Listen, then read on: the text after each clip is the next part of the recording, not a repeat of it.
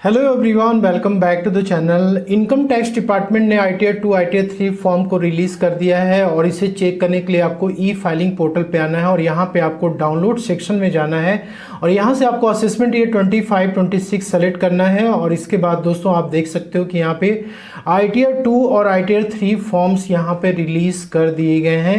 अब हम पोर्टल पे चल के देखते हैं कि वहाँ पे क्या फाइलिंग स्टार्ट हो चुकी है। तो इनकम टैक्स पोर्टल पे जब आप आओगे तो यहाँ पर आपको ई फाइल सेक्शन में जाना होता है। Income tax return file income tax return पे आपको क्लिक करना है, सेलेक्ट करना है असेसमेंट ईयर 25-26 और दोस्तों यहाँ पे आपको ऑनलाइन मोड में सेलेक्ट करना है। और इसके बाद आप जब कंटिन्यू पे क्लिक करते हो यहाँ पे आपको स्टार्ट न्यू फाइलिंग पे क्लिक करना है और यहाँ पर आपको इंडिविजुअल सेलेक्ट करना है, देन आपको कंटिन्यू पे क्लिक करना है। यहाँ पे दोस्तों आप देख सकते हो कि ITR 1 और ITR 4 फॉर्म ही केवल ऑनलाइन मोड में एक्सेप्ट किए जा रहे हैं। तो फिर ITR 2 ITR 3 फॉर्म्स जो रिलीज किया गया है उसकी फाइलिंग कैसे होगी और इसके बाद आपको यहाँ पे असेसमेंट ईयर सेलेक्ट करना है 25-26, आपको ऑफलाइन मोड सेलेक्ट करना है। देन आपको यहाँ पे फाइलिंग टाइप में दोस्तों सेक्शन 139(1) रिटर्न्स एंड देन आपको नो पे क्लिक करना है और यहाँ पर आपको ITR फाइलिंग टाइप में जब आप देखोगे तो यहाँ पे आप देख सकते हो कि ITR 2 और ITR 3 फॉर्म्स ऑफलाइन मोड में एक्सेप्ट किए जा रहे हैं। तो दोस्तों ITR 2 ITR 3 फॉर्म को ऑफलाइन मोड में कैसे प्रिपेयर करना है। दोस्तों ITR 2 ITR 3 फॉर्म को ऑफलाइन मोड में आपको प्रिपेयर करना है तो आपको फिर से ई फाइलिंग पोर्टल पे डाउनलोड सेक्शन में आना है। और दोस्तों अभी जो फाइलिंग स्टार्ट हुई है वो एक्सेल यूटिलिटी बेस्ड ITR की फाइलिंग स्टार्ट हुई है 2 और 3 की। तो यहाँ पे मैं आपको एक एग्जांपल से मैं बताने वाला हूँ कि ITR 2 फॉर्म को यदि आपको प्रिपेयर करना है, आप एक सैलरीड एम्प्लॉय हो या एक पेंशनर्स हो और आपकी म्यूचुअल फंड या शेयर मार्केट से कैपिटल गेन की इनकम हो रखी है और दोस्तों साथ में आपको ऑनलाइन गेमिंग की भी इनकम हो रखी है, तो ऐसे केस में आपको ITR 2 फाइल करना होता है। तो सिंपली आपको यहाँ पे ITR 2 फॉर्म पे सेलेक्ट करना है और यहाँ पे आपको एक्सेल यूटिलिटी बेस्ड जो है इस पे आपको क्लिक करना है और इसको आपको डाउनलोड कर लेना है इस यूटिलिटी को। यहाँ पे दोस्तों जब आप एक्सेल यूटिलिटी को ओपन करते हैं तो कुछ इस तरीके से आपकी स्क्रीन पे आता है। सबसे पहले होम पेज पे आप आते हो, इसमें काफी सारे शेड्यूल्स दिए होते हैं। तो आपके केस में जो भी शेड्यूल्स एप्लीकेबल है आप यहाँ से वो शेड्यूल सेलेक्ट कर सकते हो और बाकी जो भी शेड्यूल्स हैं उसको दोस्तों आप यहाँ से नो पे भी क्लिक करके उसको डिसेबल कर सकते हो। इसके बाद आपको पार्ट ए जनरल सेक्शन में आना होता है और यहाँ पे दोस्तों आपके स्क्रीन पे जो भी ये एक्सेल यूटिलिटी ओपन होगी ये पूरी ब्लैंक ओपन होगी। अब आपको इसमें इंफॉर्मेशन फीड करनी है तो आप क्या करोगे, तो आपको यहाँ पे क्या करना है, इंपोर्ट प्री फिल्ड डेटा पे जाना है। तो आपकी असेसमेंट ईयर 25-26 के लिए जो भी पोर्टल पे इंफॉर्मेशन रिपोर्टेड है उसको आप इंपोर्ट करके यहाँ पे ला सकते हो। दोस्तों फाइल को डाउनलोड करने के लिए आपको ई फाइल सेक्शन में आना है और यहाँ पे इनकम टैक्स रिटर्न, यहाँ पे आप देख सकते हो डाउनलोड प्री फिल्ड डेटा का ऑप्शन और इस पे आपको क्लिक करना है। यहाँ पे आपको असेसमेंट ईयर 25-26 सेलेक्ट करना है, देन आपको डाउनलोड कर लेना है इस फाइल को। उसके बाद फिर से आपको एक्सेल यूटिलिटी में आ जाना है और यहाँ पर आपको डाउनलोड प्री फिल्ड डेटा पे आपको क्लिक करना है। यहाँ पे दोस्तों ओके पे क्लिक करना है। इसके बाद जो फाइल आपकी सेव हो चुकी है उसको आपको ओपन कर लेना है। तो यहाँ पे दोस्तों आपकी जितनी भी पर्सनल इंफॉर्मेशन होगी वो आपकी सेव हो जाएगी। इसके अलावा जितनी भी इनकम आपके पैन के अगेंस्ट में पोर्टल पे रिपोर्टेड है वो भी यहाँ पे आ जाएगा। यहाँ पे कुछ इंपॉर्टेंट पॉइंट होते हैं जो कि आपको इंटर करना है, जिससे कि आप इस ITR को ऑन और before the due date file कर रहे हो तो आपको यहाँ पे सेक्शन 139(9) सेलेक्ट करना है। देन आपको रेजिडेंशियल स्टेटस यहाँ से सेलेक्ट करना है। इसके बाद दोस्तों यहाँ पर आपको ड्यूरिंग द प्रीवियस ईयर 24-25 आपकी रेजिडेंशियल स्टेटस क्या थी, आप 182 डेज से ज़्यादा स्टे किए तो आपको पहला ऑप्शन यहाँ पे सेलेक्ट करना है। तो यदि आप अपनी ITR को न्यू टैक्स रेजिम में फाइल करना चाहते हो तो आपको नो पे क्लिक करना और यदि आप ओल्ड टैक्स रेजिम में फाइल करना चाहते हैं तो आपको यहाँ पे सिंपली यस पे क्लिक करना है। तो ऐसे केस में आपको क्या करना है, यहाँ पर यस और नो जो भी एप्लीकेबल होगा जनरली आपको यहाँ पे नो पे ही रखना है। और इसके बाद दोस्तों यहाँ पर आपको इन्फॉर्मेशन पूछता है कि सेक्शन 115H में आप कुछ क्लेम लेना चाहते हो, आपको नो पे करना है। यहाँ पे रिप्रेजेंटेटिव असिस्टेंसी के केस में भी आपको नो पे क्लिक करना है। दोस्तों यहाँ पे जो पार्ट ए है वो आपका कंप्लीट हो जाता है। आपको सिंपली यहाँ पे क्या करना है कि यदि कोई इन्फॉर्मेशन आपकी छूट जाती है तो आप सिंपली यहाँ पे दोस्तों वैलिडेट पे आपको क्लिक करना है। यदि आपका ये वैलिडेटेड है, ओके दिखाता है, इसका मतलब आपका शीट ये कंप्लीटेड, आपको ओके पे क्लिक करना है। देन आपको आना शेड्यूल एस में, यानी कि सैलरी की इनकम। तो देखिए यहाँ पे सैलरी की इनकम ऑलरेडी आपकी प्री फिल्ड होकर के आती है। आप इस अमाउंट को फॉर्म 26 AS TIS या फिर फॉर्म 16 से आप इसको मैच कर सकते हैं। कभी कभी मिसमैच की भी सिचुएशन क्रिएट हो सकती है। यहाँ पे कुछ डिडक्शन आपको सेक्शन 10 में न्यू टैक्स रिजीम में मिलते हैं, जैसे कि लीव ट्रेवल कंसेशन हो गया, डेथ कम रिटायरमेंट ग्रेचुइटी बेनिफिट हो गई, पेंशन की वैल्यू होगी, अनलीव इनकैशमेंट हो गया। दोस्तों HRA का कोई भी बेनिफिट आपको न्यू रिजीम में नहीं मिलता, इसलिए आपको ओल्ड टैक्स रिजीम में ही ITR फाइल करनी होगी। और यहाँ पर यदि न्यू टैक्स रिजीम में आपके कुछ अलाउंसेस है, जैसे कि यहाँ पे कोई डिसेबल्ड पर्सन है और वो ट्रांसपोर्ट अलाउंस को क्लेम करना चाहता है, तो यहाँ पे दोस्तों आपको ऑप्शन मिलता है सेक्शन 10(14)(2) का transport allowance specially disabled person के लिए अलाउड है। तो यहाँ से क्लिक करके अमाउंट को इंटर कर सकते हैं। अब यहाँ पे दोस्तों आप न्यू टैक्स रिजीम में अपनी ITR को फाइल करते हो तो आपको यहाँ 75,000 रुपीज़ का स्टैंडर्ड डिडक्शन मिल जाता है और आपकी यहाँ पे नेट सैलरी की इनकम आ जाती है। तो आपकी ये सैलरी की शेड्यूल्स जो है वो कंप्लीट हो जाती है। तो सारी डिटेल इंटर करने के बाद आपको फिर से शीट को वैलिडेट करना है। यहाँ पे ओके शो कर रहा है, मतलब शीट हमारी सही है। इसके बाद आपको हाउस प्रॉपर्टी सेक्शन में आना है। तो देखिए न्यू टैक्स रिजीम में हाउस प्रॉपर्टी से रिलेटेड आपको कोई भी बेनिफिट यहाँ पे नहीं मिलते। यदि आपकी रेंटल प्रॉपर्टी है तो उस केस में आप यहाँ पे रेंटल इनकम वगैरह शो कर सकते हैं, और यदि आपने बैंक से लोन ले रखा है तो उसका इंटरेस्ट भी आप यहाँ पे क्लेम कर सकते हो। यदि आपके केस में एप्लीकेबल नहीं है तो आप इसको एज इट इज छोड़ सकते हैं। हाँ, ओल्ड टैक्स रिजीम में आपको सेल्फ ऑक्यूपाइड प्रॉपर्टी और रेंटेड प्रॉपर्टी दोनों के लिए ही आपको इंटरेस्ट ऑन होम लोन का बेनिफिट यहाँ पे मिलता है। तो न्यू टैक्स रिजीम में जब तक यहाँ पे रेंटल इनकम आप रिपोर्ट नहीं करेंगे तब तक आप इंटरेस्ट ऑन होम लोन भी क्लेम नहीं कर सकते हैं। ठीक है, तो आपके केस में एप्लीकेबल है तो यहाँ पे इंटर कर सकते हैं। देन आपको शीट को वैलिडेट करना है।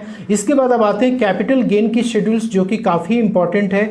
असेसमेंट ईयर 25-26 में दोस्तों म्यूचुअल फंड शेयर मार्केट से आपको यदि कैपिटल गेन हो रखी है तो उस केस में इसकी रिपोर्टिंग आप यहाँ पे कर सकते हो। तो यदि आपको शॉर्ट टर्म कैपिटल गेन हो रखी है तो यहाँ पे पॉइंट नंबर 2 में आप आएंगे और 111A का जो बेनिफिट है वो आप यहाँ पे ले सकते हो। ठीक है, और दोस्तों यहाँ पे आपको रिपोर्टिंग यदि करनी है तो देखिए 2 पार्ट में ये डिवाइडेड है, क्योंकि इसके जो टैक्स के रेट्स हैं वो चेंज हो चुके हैं। यदि 23 जुलाई के पहले आपने कोई भी म्यूचुअल फंड या शेयर्स को बेचा हुआ है और आपको शॉर्ट टर्म कैपिटल गेन हो रखी है तो आपको रिपोर्टिंग उसी अकॉर्डिंग करनी है। 23 जुलाई के पहले यदि आप जाएंगे तो 15% के रेट से दोस्तों यहाँ पे टैक्स लगेगा। 23 जुलाई के बाद यदि आपने बेचा तो 20% से टैक्स लगेगा। तो आपके केस में जो भी एप्लीकेबल हो, 23 जुलाई के पहले आप जा रहे हैं तो यहाँ पे पूरी सेल वैल्यू आपको एंटर करनी है और यहाँ पे दोस्तों उसका कॉस्ट क्या था, यानी परचेज आपने कितने में किया था, और यहाँ पे आपकी शॉर्ट टर्म कैपिटल गेन आ जाती है। उसी तरीके से यहाँ पे 23 जुलाई के बाद की भी सिचुएशन आपको उसी तरीके से अपडेट करनी है। तो यहाँ पर आपकी short term capital gain total दोस्तों कैलकुलेट होकर के आ जाती है। दोस्तों यहाँ पे आपकी short term capital gain total amount यहाँ पे कैलकुलेट हो जाता है। दोस्तों आपकी जो भी गेन होगी सबसे नीचे आपको चले आना है शीट में, और यहाँ पर आपको इसका पीरियड भी आपको बताना पड़ेगा कौन से पीरियड में ये आपकी गेन हो रखी है। तो देखिए आपको यहाँ पे बाइफरकेशन मिलता है कि up to 15 June and 16 June to 15 सितंबर। ठीक है, तो आपके केस में जो भी होगा आप स्टेटमेंट से अपने देख लीजिएगा कि कब कब आपने बेचा हुआ है, कब कब गेन आपको हो रखी है। तो देखिए यहाँ पे यदि आपका 23 जुलाई के पहले की सिचुएशन है तो आप यहाँ पे अपडेट कर सकते हैं। यहाँ पे देखिए 15% का रेट है। इसके 23 जुलाई के बाद यदि आपने कुछ सेलिंग वगैरह की हुई है तो उस केस में आप दोस्तों यहाँ पे अपडेट कर सकते हो, यहाँ पे अमाउंट को अपडेट कर सकते हैं। अब दोस्तों म्यूचुअल फंड और शेयर मार्केट की शीट्स कंप्लीट हो जाती है। यहाँ पर आपको वैलिडेट पे क्लिक करना है, देन आपको ओके पे क्लिक करना है। यदि आपको लॉन्ग टर्म कैपिटल गेन हो रखी है म्यूचुअल फंड शेयर मार्केट से तो देखिए यहाँ पे क्या है ना कि ITR 1 में 1,25,000 तक की रिपोर्टिंग तो आप लॉन्ग टर्म के केस में करने के लिए आपको वहाँ फैसिलिटी है, लेकिन यदि उसके ऊपर यदि आपका जाता है तो आप ITR 2 में रिपोर्टिंग कर सकते हैं। यदि आपको लॉन्ग टर्म कैपिटल लॉस भी हो रखा है तो भी आप यहाँ पे शेड्यूल्स को अपडेट कर सकते हैं। तो देखिए यहाँ पर भी आपको पीरियड सेलेक्ट करना है कि क्या 23 जुलाई के पहले हुआ है, 23 जुलाई के बाद हुआ है। उसी तरीके से इस सेल में आपको सेलेक्ट करना है 31 जनवरी के बाद, और यहाँ पर आपको टोटल सेल वैल्यू एंटर करनी है इस वाले सेल में, और इसके बाद आपको यहाँ पे simply cost of acquisition enter करना है, ठीक है। और उसके बाद आपका यहाँ पे कैपिटल गेन टोटल कैलकुलेट हो जाएगा। डिटेल एंटर करने के बाद आपको सिंपली यहाँ पे वैलिडेट पे क्लिक करना है, देन शीट्स आपकी कंप्लीट हो जाती है। और इसके बाद दोस्तों अब हम आते हैं अदर सोर्सेस में। यदि आपकी जो भी डिविडेंड की इनकम या एफडी की इंटरेस्ट, सेविंग बैंक की इंटरेस्ट हो रखी, तो देखिए यहाँ पे डाटा प्री फिल्ड होकर के आता है। बस आपको अपने एआईएस से इसको मैच करा लेना है। यदि टीडीएस वगैरह कटा है तो आप 26 AS से भी इसको मैच कर सकते हैं।